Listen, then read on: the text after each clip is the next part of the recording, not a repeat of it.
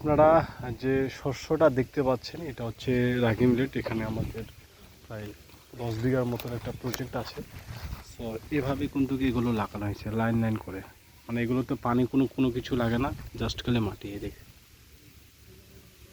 মাটি খরা অঞ্চলে এটা খুব ভালো হয়, চাষাবাদ খুব ভালো হয় এবং কি পানির খুব একটা প্রয়োজন পড়ে না। রাগি মিলেট বা ফিঙ্গার মিলেট যেটাই বলেন না কেন।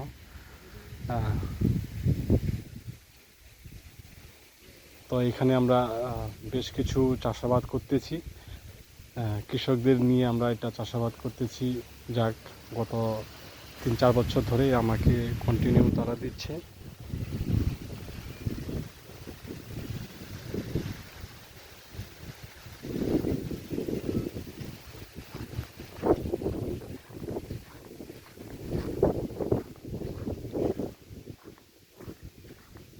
এই যে রাগি মিলেট।